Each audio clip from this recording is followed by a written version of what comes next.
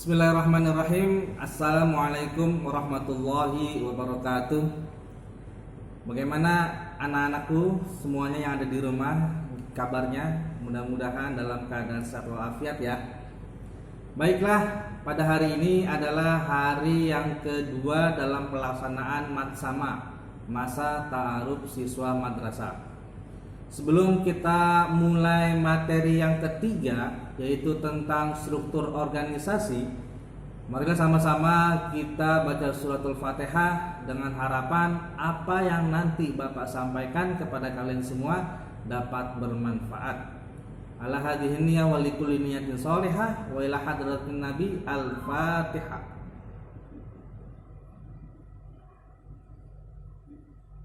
Selesai. Sudah siap untuk mendengarkan materi tentang struktur organisasi? Nah, terlebih dahulu tolong dipersiapkan alat tulisnya, pensil dan buku tulis untuk mencatat apa yang nanti Bapak akan sampaikan. Materi struktur organisasi. Organisasi barangkali sudah nggak asing lagi di telinga kalian semua, ya.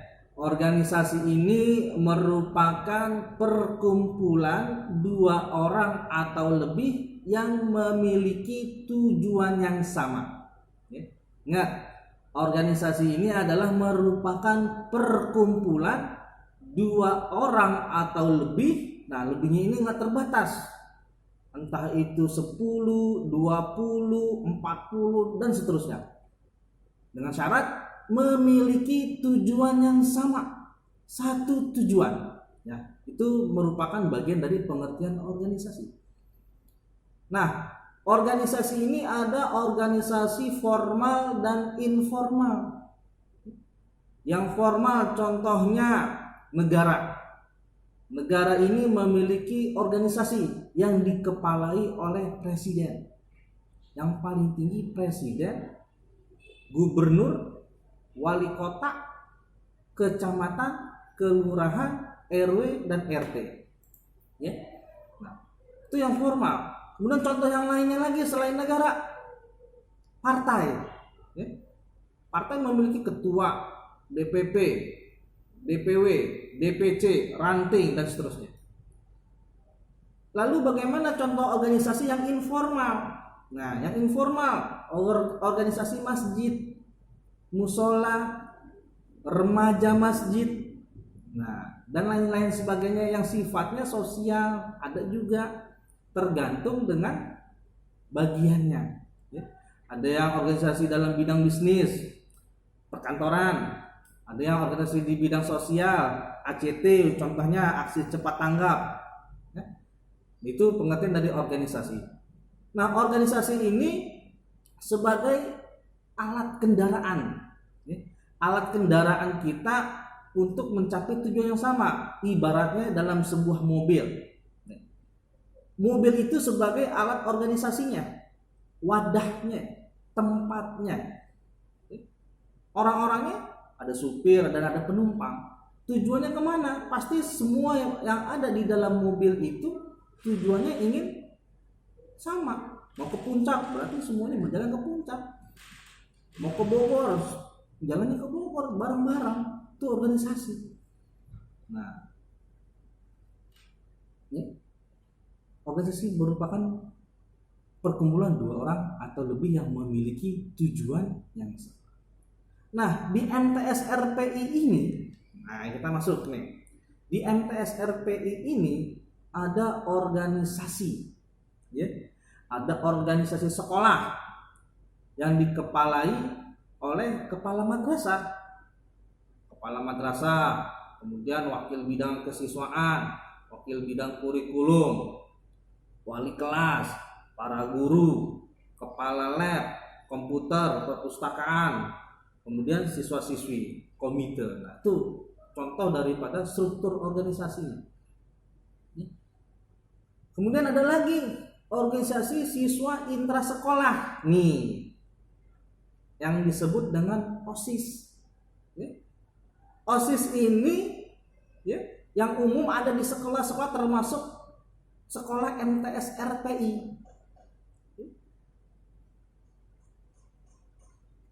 Apa sih pengertian daripada OSIS? Daripada OSIS, organisasi siswa intra sekolah. Umumnya organisasi ini berada di tingkat sekolah SMP atau kita nih ada di MTS dan di SMA. Di MTS dan di SMA itu udah ada yang namanya organisasi siswa intra sekolah. Apa sih tujuannya? Untuk mencapai raihan dan keterampilan tertentu serta memupuk nilai organisasi dan musyawarah dalam sebuah kelompok. Jadi nanti jika kalian ikut dalam organisasi siswa intrasekolah OSIS, itu semua itu boleh ikut OSIS. Tetapi ada penyeleksiannya. Untuk apa? Untuk pemetaan mana nih yang ada di bagian ketua, ada di sekretaris, ada di bendahara, ada di P3K dan lain sebagainya itu. Nah, OSIS pun juga memiliki seorang pembimbing, yakni guru. Jadi bukan berjalan dengan sendirinya.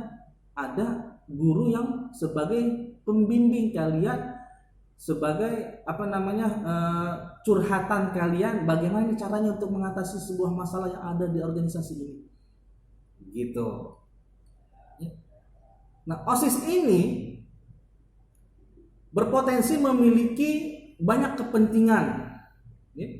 Semua kegiatan-kegiatan yang ada di MTS RPI ini ada yang dilakukan oleh OSIS. Dibantu dengan OSIS seperti kegiatan hari raya keagamaan atau hari besar nasional. Nah, itu ada sebagian besar yang dilaksanakan oleh OSIS, namun tetap dibimbing oleh para guru yang ada di MTS RPI. Itu untuk apa tujuannya? Tujuannya adalah untuk mengendalikan aktivitas siswa agar mencapai tujuan yang positif. Nih, siswa yang tergabung dalam bagian OSIS yang selanjutnya disebut sebagai pengurus OSIS memiliki tugasnya masing-masing, mengingat dengan jabatan yang diembannya. Ketua bertanggung jawab terhadap seluruhnya, sekretaris begitu pun juga, bendahara dan lain sebagainya, terus turun ke bawah pasti memiliki pergerakannya masing-masing. Selain pengurus OSIS, guru juga bertanggung jawab menjadi pembina organisasi ini dengan tugas mengawasi jalannya kepengurusan agar lebih terarah melalui kegiatan-kegiatannya.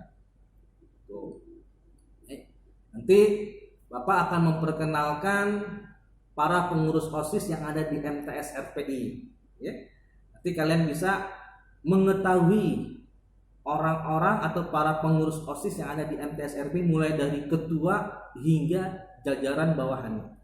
Gitu.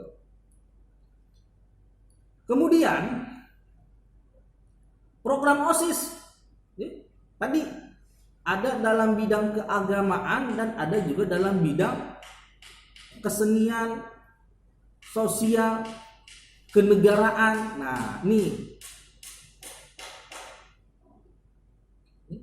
Dan OSIS ini menjadi motivasi penyemangat dalam kehidupan yang nanti akan datang. Emang kalau kita sekarang jadi pengurus OSIS berasanya belum berbuah gitu, belum ada rasanya. Tapi nanti 10-20 tahun kemudian kalian akan merasakan, oh iya, dulu gara-gara saya ikut OSIS, saya bisa berani ngomong di depan orang banyak.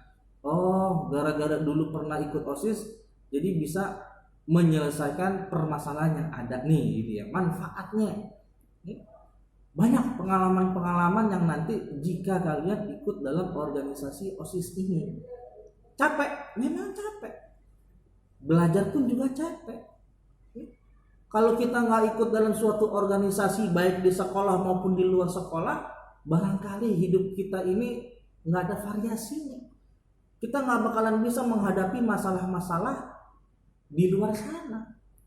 Berkat adanya OSIS, berbeda kepala, berbeda ragam, ya, berbeda cara berpikir orang-orang yang ada dalam suatu organisasi, kita bisa memahaminya satu sama yang lain. Kemudian yang selanjutnya, manfaat daripada kita menjadi anggota OSIS, ya, memupuk jiwa kepemimpinan, leadership, ya, menjadi seorang pemimpin yang bisa menjadi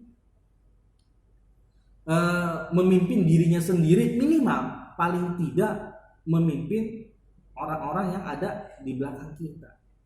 Paling enggak kita bisa mengatur diri kita sendiri.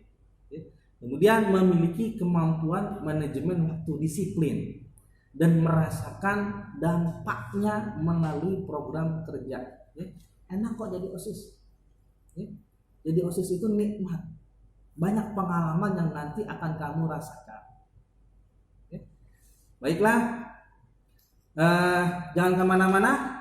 Nanti setelah ini Bapak akan memberikan video tentang para pengurus OSIS dan juga kegiatan-kegiatan dalam perkenalan ruangan yang ada di MTS RPI. Sekian, terima kasih. Assalamualaikum warahmatullahi wabarakatuh.